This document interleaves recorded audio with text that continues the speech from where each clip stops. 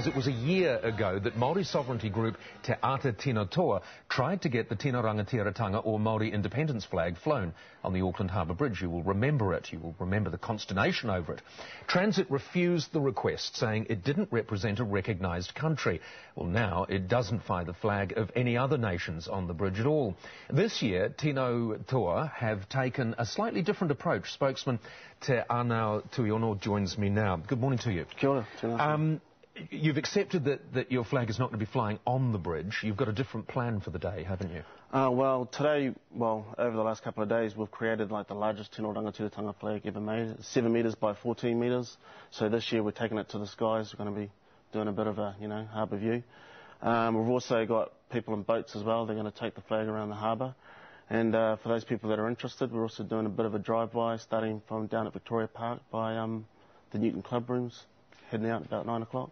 How did you feel about what happened last year and the fact that it isn't going to be flown officially on the bridge this year? I mean, a lot of issues came up for us in terms of, what happened last year. When we put the application in, it seemed to be like a reasonable request.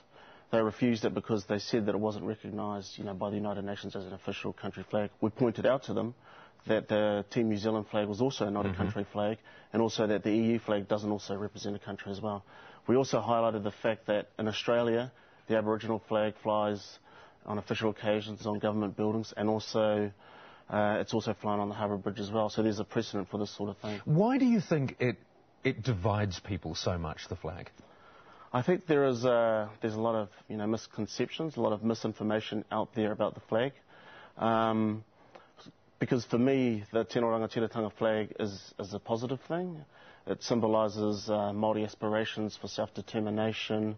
The red in the flag symbolises Papa Tuanuku and our connections to the earth, which I think is even more relevant these days if you're looking at issues of global warming and climate change and those sorts of things.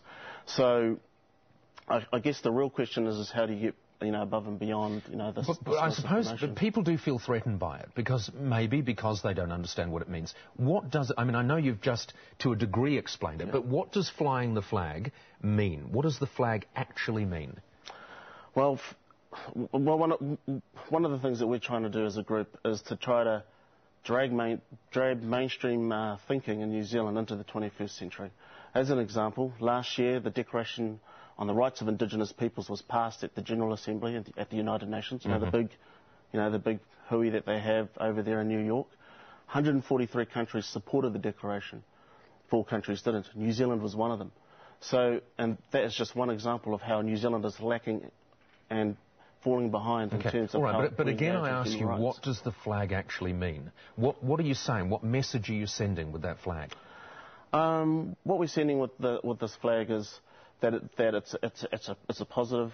It symbolises positive things. That it symbolises Māori aspirations. Is it separatist? I think that when that question comes up, one of my usual responses is, what do people claim when they say, is it a separatist flag? All right. Well, I'll explain then. Do you represent a separate nation, separate sovereignty for Māori? What I think we represent is Indigenous self-determination, and that can have many different expressions. There are many examples all around the world of how Indigenous self-determination is carried out. For example, in North America, and there are some pros and cons to the way that the Native American Indian reservations happen, but that is an example of self-determination.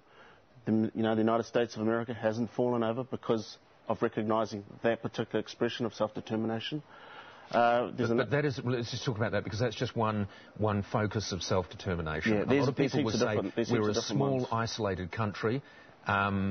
Together we stand, divided we fall. Do you understand that a lot of people will hold that view?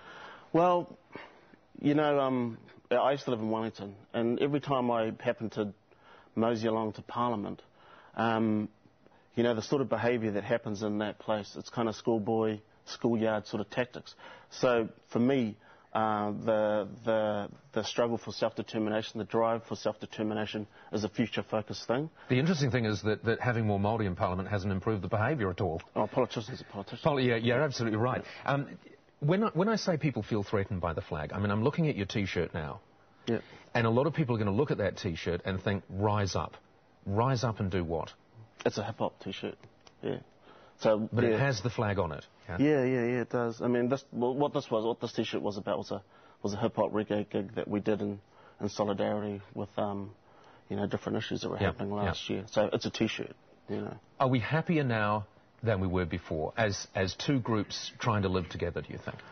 I think one of the really interesting things that happened for us last year was the amount of non-Māori support that we got.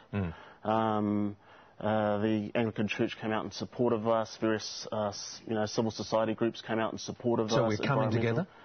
I think a certain section of New Zealand is coming together. Right. There's still that slice of New Zealand which I think is largely uninformed and needs to actually get up to the plate.